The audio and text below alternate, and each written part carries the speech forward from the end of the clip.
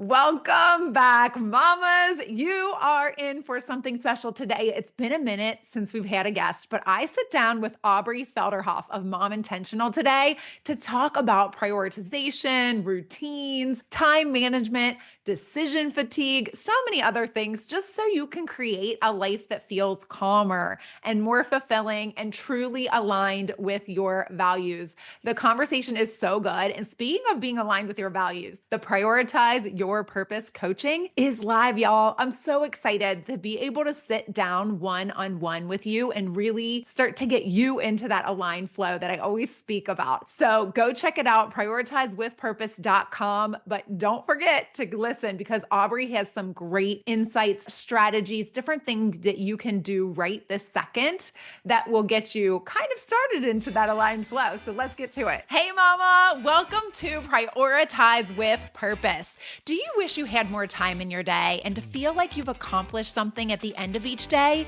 Do you find yourself up at night, doubting yourself, wondering if you've done enough, but also if you'll ever have time for you again? Do you wake up with big plans only to feel exhausted, out of control, and a little like Cinderella when your to-do list just seems to grow and your day gets thrown off track again? I'm Danielle. I too was a mom of littles running around with endless to-do lists. I too felt behind and guilty, wishing I could find balance, get clarity, and be more present in the moment with my kids. I kept telling myself I didn't have time. Schedules must just not be for me, and that I was too tired to figure it all out. I felt so alone until I made a decision to dig deep and get clear about what I wanted and why. In this podcast, we embrace where we are, but we don't stay there.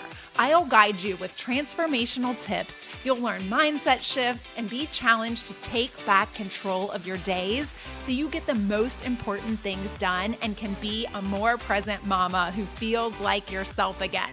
So grab the kid as a snack and get your laundry because I know you're multitasking, and let's get into what I like to call aligned flow. Let me introduce you to Aubree Felderhoff. She is a mom of 3 boys, a professional organizer, a time management coach for moms, and after a life-altering chronic illness forced her to rethink motherhood and home life, she discovered simple systems that transformed her chaos into calm, and now she's doing that for you. Through her coaching and Mom Intentional podcast, she helps overwhelmed moms take back their time, simplify their days, and create a thriving, intentional life. And I cannot wait for you to meet her. So welcome, Aubree. Thank you so much for being here today. Thank you for having me. I'm excited to be on. Yes, I'm excited to talk to you. And I want to just jump right into it today. We've been talking a lot on the podcast recently about being a quote unquote good mom and whether or not, we feel like a good enough mom.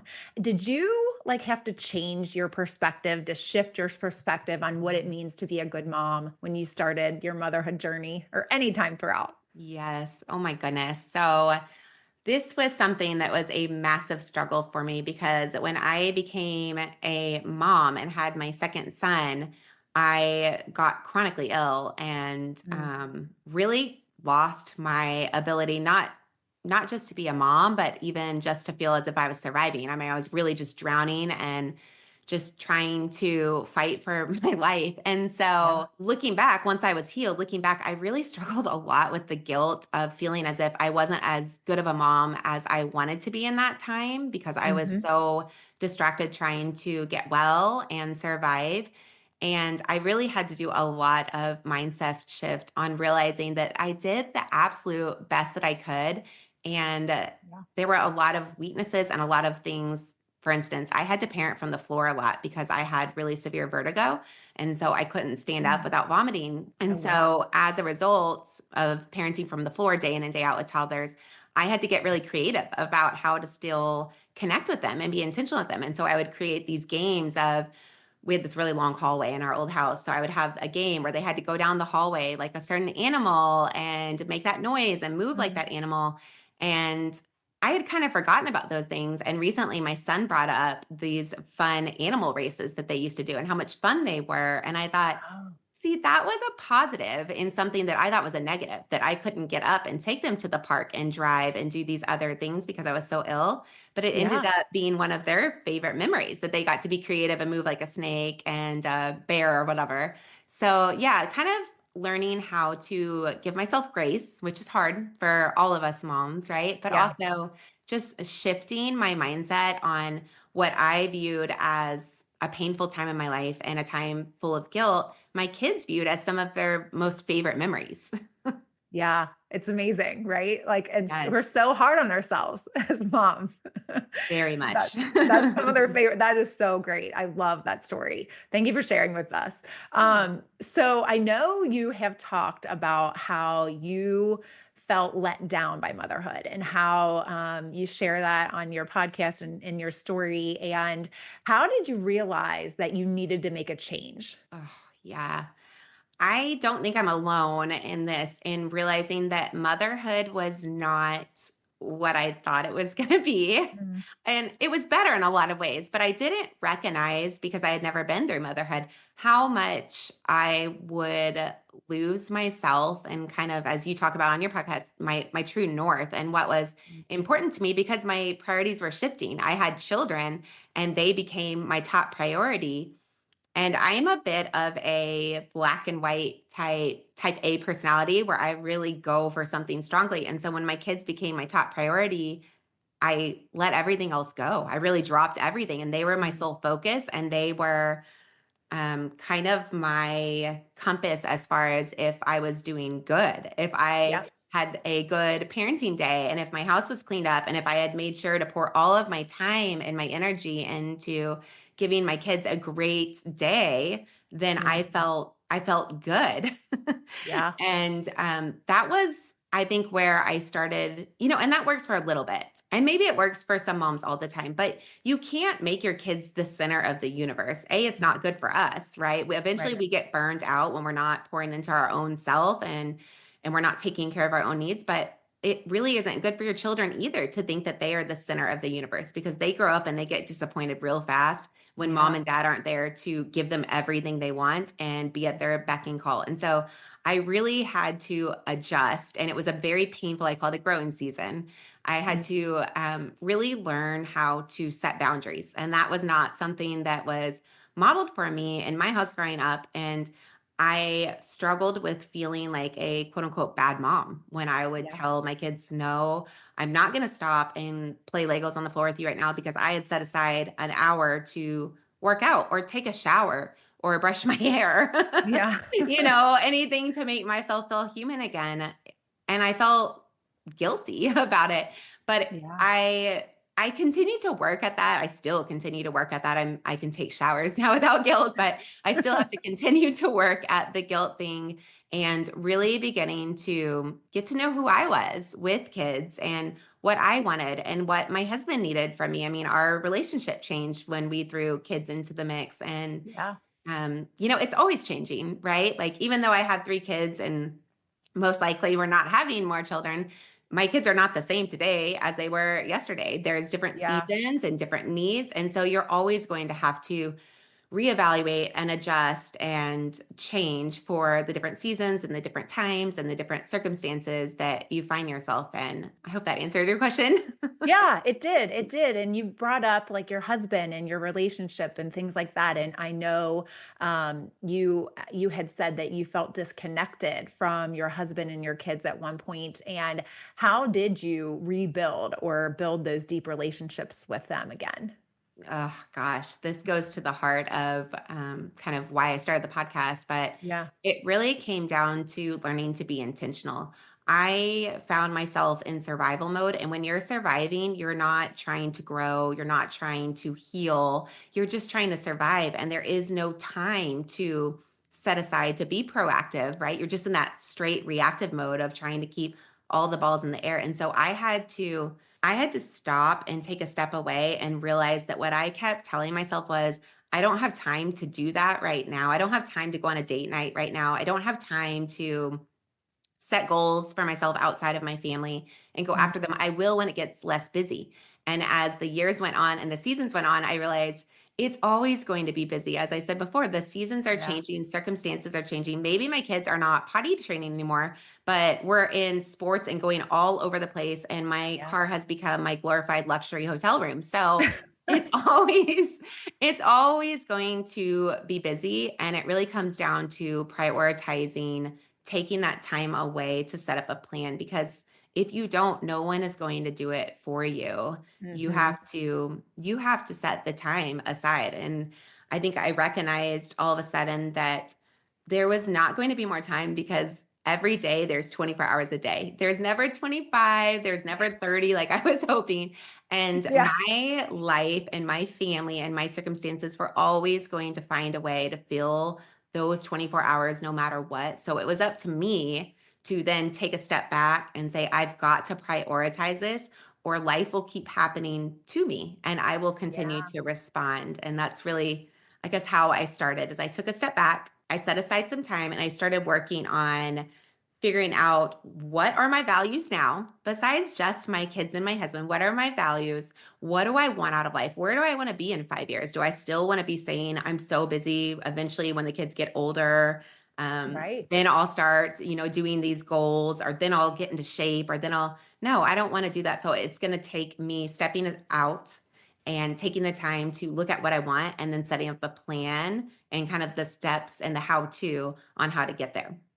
Yeah, yeah. I love that. As we talk so much on the podcast about that all the time. And I know you have talked about developing like this streamlined system for your home and how your home runs and things like that. So, can you tell us a little bit about what that looks like and in practice, and how, can busy moms implement something like this system that you have? Yeah. So once I got well from my chronic illness, I recognized that it kind of in my head, I had thought, I don't have time to figure out this mom thing and how to run my house and be proactive, because I'm so busy trying to get well. But once I get well, I will have the time. Well, what I recognized is I was still overwhelmed once I was Mm, well. yeah. I didn't have any systems or anything in the background running. And I really didn't know how to set up my house to run efficiently as a mom, so I could take care of the things that really needed my attention. And so it continued to happen. I continued to be, I kind of called myself the hot mess mom. And I really was. My friends laugh about it, but I was definitely the hot mess mom. I was dropping the ball everywhere. I mean, there were days that I was wearing my swimsuit bikini bottoms because I had no clean underwear left. I mean, it was bad. It was so bad.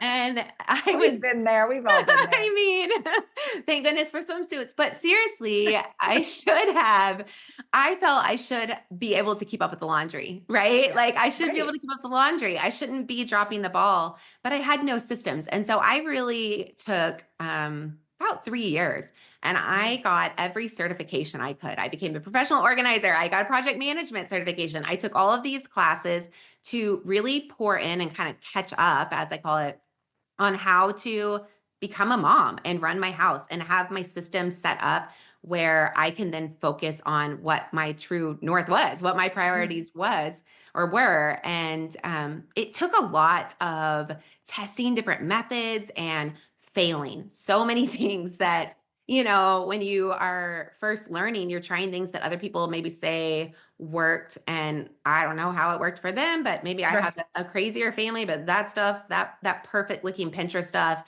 that did Yeah. not work in my house at all. My kids do Nor not for care me. about sorting basketball from soccer ball and crowns and markers, and my family takes it from me. We're a little bit of a hot mess. And so I really had to learn, number one, to test and be okay with failure, and number two, to let go of Mm, these expectations that yeah. I think I had at the beginning of what a streamlined, efficient home management system looked like. Mm.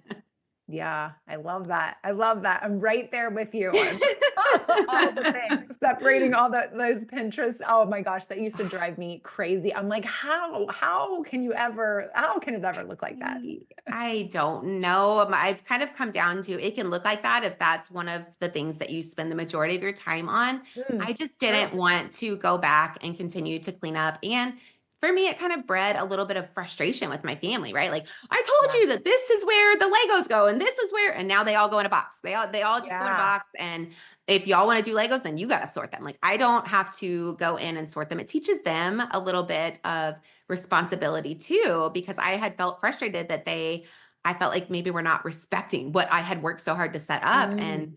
I had quickly learned that it wasn't working for them. That's something I talk about on my podcast a lot is it has to work for you. And Yeah. we're all different. We all have different families and different needs and different styles and different personalities. And so what works for one family is not necessarily going to work for us. So learning that and adjusting my expectations was a massive shift for me, but it has Yeah. been one of the most beautiful blessings in my Yeah. sanity and in my time. Yeah.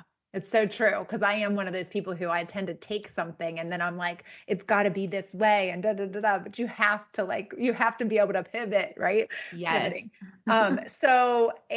I did want to ask you about, I don't think we talked about it just now, but before I've seen that you do a home that runs without you. So what does that mean? First of all, how does a home run without you? I want to know more about this. So one day I was so overwhelmed with my to-do list. And I'm sure that we all have done the to-do list brain dump, right? Which Yeah. I love a good brain dump. But Yeah. you brain dump down and you think you need 5 minutes and the timer goes off and you're adding 5 more minutes and 5 more minutes and 5 more minutes. And after about an hour, I'm looking down going, I just filled a whole spiral worth of all of these things that I need to do. Yeah. And I feel worse, right? I feel more overwhelmed, Oh, wow. realizing just how much was in my brain and on my shoulders. And so what I did was I went through that giant spiral of brain dump and I circled everything that is something that's reoccurring that I know is going to happen, right? Like my laundry and meal planning and cleaning the toilets and grabbing dog food. I circled all of it and I created a new list from that, looking at all of these things are things that should not shock me, yet they are still shocking me every time they come up. Like, I got a meal plan, I got Mm. to grocery shop. Well, Yeah. I know that I need to do that. We eat in our family, right? So Yeah. that shouldn't be a surprise. Anything that is a reoccurring task for me, I figured out needed to be put into a streamlined system to where I Mhm. can kind of take that decision fatigue or that, I guess, brain power out of and set up a system in the background where it's just running on autopilot. And Yeah. I'm no longer having to think about it, put energy toward it, or take my time to really concentrate on it. And so I spent a good amount of time, a few seasons, really putting all of those into different systems, different schedules. My paperwork, I spent a whole season organizing my paperwork to where I have a binder for each child of all of their medical, and I have a kiddo that's got a 504. So I have all of his Mm. school ARD paperwork and all of his medical stuff on a binder for him. I have my husband and I's, all of our medical stuff. I have all of the things in our house that need to be written down as far as maintenance, like Yeah. once a year, you're supposed to change your batteries in your smoke detector, right? But I never remember what batteries are they and what day did we do it last time. It's all now written out. I kind of call it my family binders. And I also created a system for all of the things that are a little bit more faster paced that are coming into our life. Things like your kids' permission slips for a field trip or something that you need to some bill that you need to call about. Like recently I got a bill from my doctor that was $1,700 for labs Mm. and I already paid it with insurance and it was not that much. And so I need to call them, but I don't have time to Oh, do that yeah. right now. I kind of Right. created a system for that where it all goes together in an area. I call it my Friday prep area, but it's just a locker with a basket and I throw everything in there and then I have a reoccurring appointment every week to pull it out, sort it, go through everything that needs to be done right then and there, do it. And then the rest of the stuff I either schedule for the week or throw it back in until I do need to do it. And that has helped Mm. tremendously with getting me off of this endless train of let me take care of this problem. Okay, my kids brought me this. I need to do this right now. And feeling as if I was kind of spinning my wheels, just Yeah. reacting constantly. Yeah, I love that. I love that. I feel like I need to take your system or your course or whatever you're talking about. Like I feel like a lot of times like I'm doing that right now. I think Nice. we talked a little bit about how I'm coming up with all these schedules and routines. That's kind of what I am doing this year is my goal is to come up with these schedules for my life. But for someone who is just starting out and like maybe they just want like the first like baby step of what they can do to kind of work towards that, what would you say would be like the best tip for time management or helping with some of this stuff? Yeah, yeah, that's a good one because I think we all are there at some point. Even sometimes I think I was talking to you earlier about I'm in a different season of life and there right now, like, okay, I need to go back to the basics of where do I Yeah. start? The first thing I always recommend is deciding what are your top three priorities right now. So, what are the top three things that if you feel like you can get these in, let's say on a daily basis or weekly basis, you Mm, will feel taken care of, grounded, calm, those sort of things. And you want yeah. to first try to prioritize those. So look at your schedule and punch in those top three things. And then as you get better about practicing that, so for instance, if I am a stay-at-home mom, which I was for a really long time, I in the the beginning years with your kids being so little, like my priorities were truly getting a shower and cleaning my body. That was Yeah. one that, when you're in the Yeah. middle of the newborn throes is hard. Yeah. And quiet time with God. Like I felt my babies were up all the time, especially my Right. middle little stinker. He was up all the time. And so my morning routine was no longer working for me. Like Mm, I was not going to be able, A, he was usually crying or nursing at that time anyways, but B, if he actually slept, I was not getting up at 5:30 in the morning to go pray. I needed to sleep.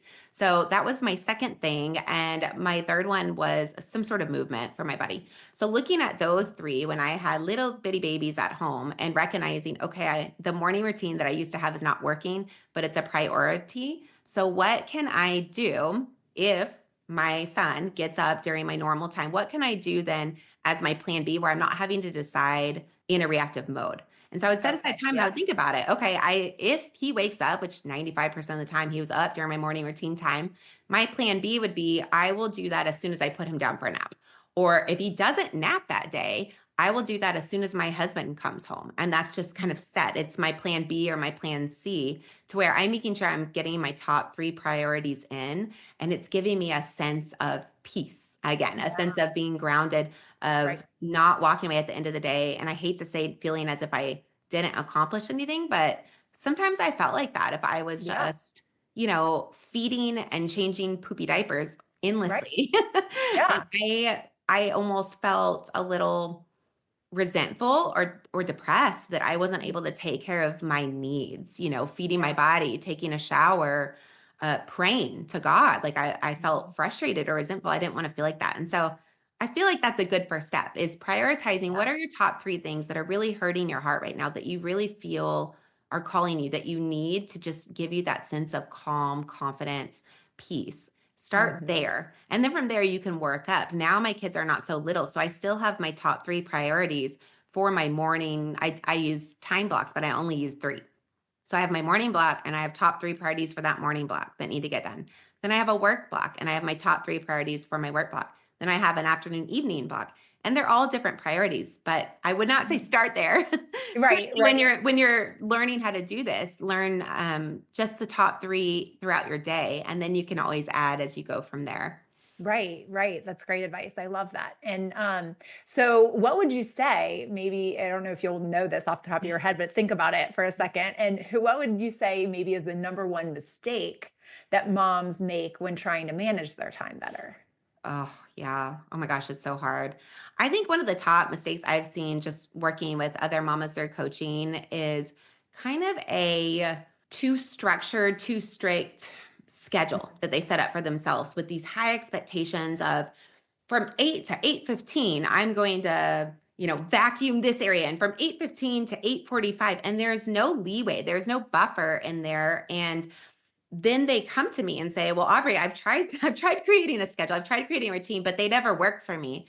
Well, I tend to and I was much the same way, right? This is how Mhm. I learned to tweak it. But I tend to try to remind them that, we often as moms plan so much in our day and give ourselves such great expectations and then get confused or frustrated when something comes our way that's not expected. But isn't that kind of the definition of motherhood? Like motherhood is never, maybe twice in my whole life did a day go as I had completely planned from the start to the beginning.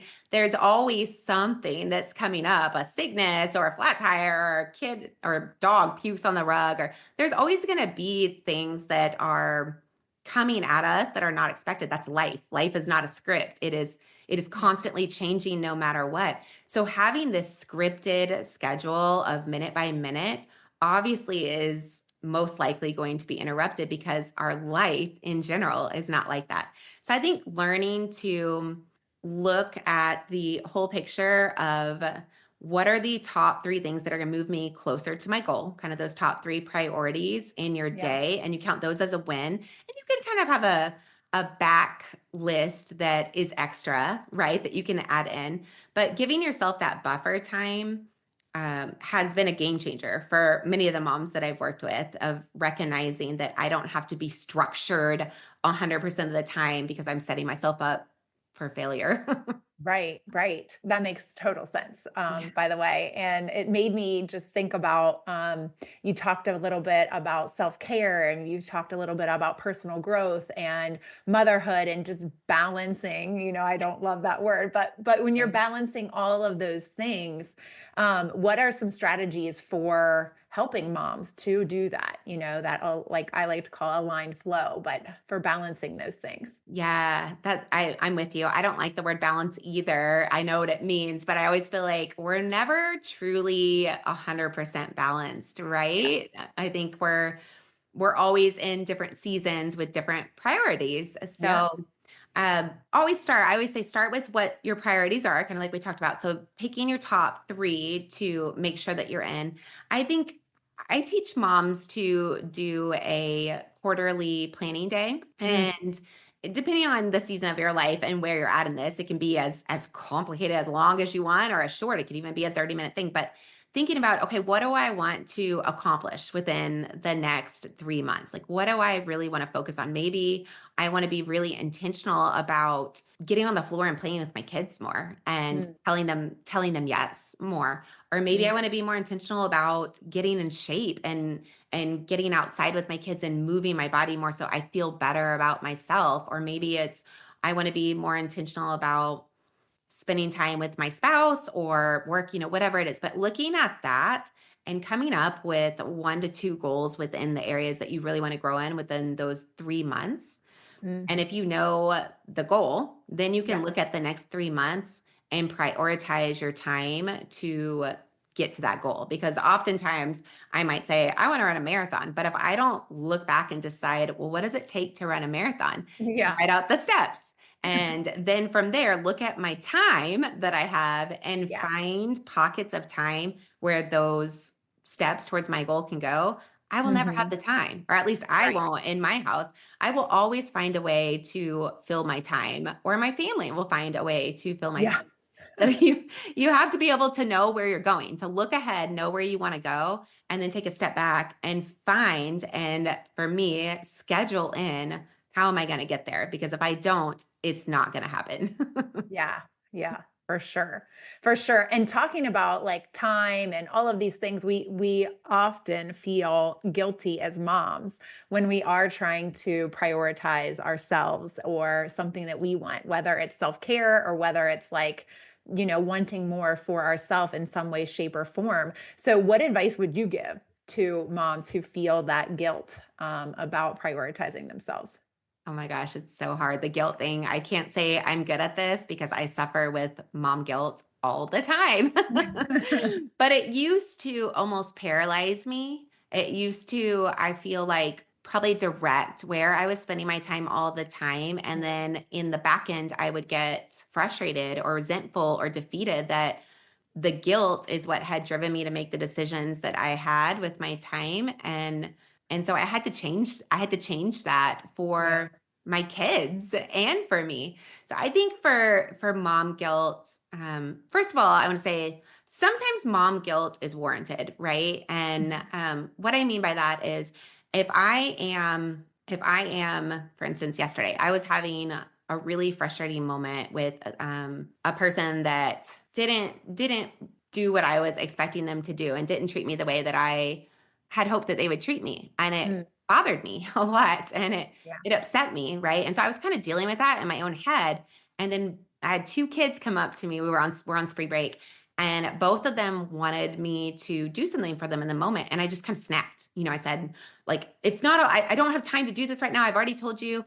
And they both walked away, and I walked away just crushed with guilt, thinking, like, Yeah. what, they didn't ask for anything but my time. And Mhm. I don't know why I responded that way. So I had to take a step back, and I'm a huge advocate of counseling. I've done a lot of counseling in my life. I think everyone needs to do it. But my counselor, my Christian counselor one time told me, when you have an overreaction to something, that you can kind of look outside of it and think that was outside of what probably a normal reaction would be. It's Mhm. never about that thing. It's always something deeper, something that triggered you, right? Like a Yeah. something underneath the surface. And so I realized, okay, that was an overreaction. Let me take a step back. What I'm actually upset about is how this person treated me and what they just Yeah. said to me. And so I had to call my kids back in. And this is where guilt, I feel like, is helpful. Yeah. It was guilt that was warranted. I Mhm. didn't treat them as kindly as I wanted to. And so I told them, mommy was dealing with something else that someone else had done, nothing to do with you guys. And you guys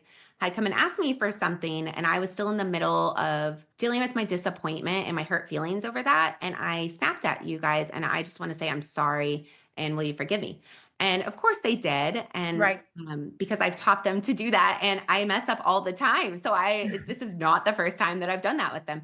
But first of all, understand that some guilt is, I don't want to say warranted, but some guilt is healthy, and God Yeah. gives us healthy conviction. And so if that type of thing is happening, and for me in the younger days, that happened a lot where I would snap at my kids, or I would be impatient, and Mm. I wouldn't necessarily want to say I'm sorry because I was still angry, or I didn't want them to, I was not very introspective as to why I was snapping.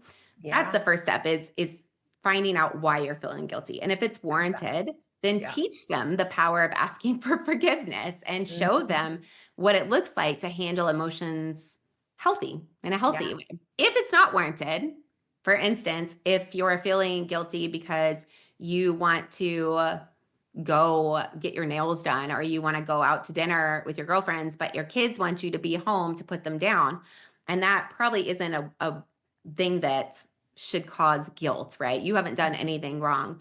Then I always suggest really working on your mindset and recognizing that, they say it all the time, but if you don't put your own mask on first in the airplane and you're Mm. going down, you're not going to be able to help anybody else. And Right. if I'm constantly giving to my children and I'm never pouring back into myself, one day I have boys, but if you have girls, one day your girls are going to look at that and think that's the way to live and Mhm. to, be within a family. And my boys are going to think that their wife should be like that, that their wife Yeah. should never set a boundary to take care of Mhm. themselves. And God didn't put us here just to be parents. And it's so hard when I realized that one day. It was so Yeah. hard for me to register that in my brain, but I was Aubree before I was a mom. And I'm Aubree even though I'm a mom. Like, God Mhm. created me first before he created my kids. And so I am still called to take care of my body, and I'm still called to work on my mindset and to Mhm. grow the passions that God has given me. And I cannot do that if I am 100% pouring into my kids. And so when you kind of Right. pull out just a little bit into that bigger view of why am I here on earth? Why did God set me here? And recognize that as much as we love our kids and we want to be everything for them, that's not what God called me to do. That helps me to shift my mindset around that guilt. Yeah. Yeah, it's so true. I love that. I love the perspective there. And we talk a lot on the podcast about being a role model for your children. And it is so important to apologize, first of all, when you're wrong, right? And to model that, but also to model the way that you want them to take care of themselves. And so it's important that they see you taking care of yourself, and they'll know that their feelings, their things that they're feeling are validated as well. So I love that. I love that. I really have loved talking to you today, and thank you so much for being here. Is there anything you want to share? I will make sure that we have all of, how to get in touch with you and, all of that. And if you want to plug that too, that's fine. But is there anything else on your heart that you want to share with our listeners today? Yeah, I think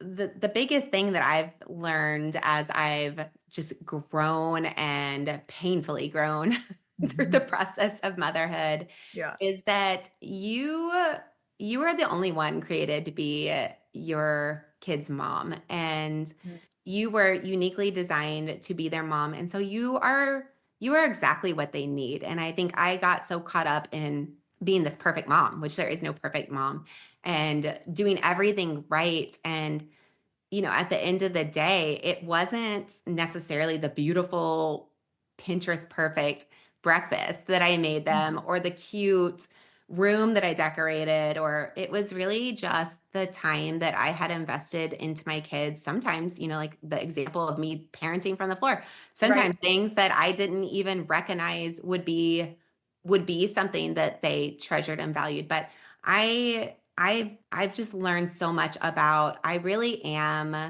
I'm created with a purpose to be my kids' mom, and I Mm. have everything I need. And so just leaning into that and giving yourself grace that every quote unquote mess up that you have, everything that you've done that you feel like is a failure, it's a purpose too.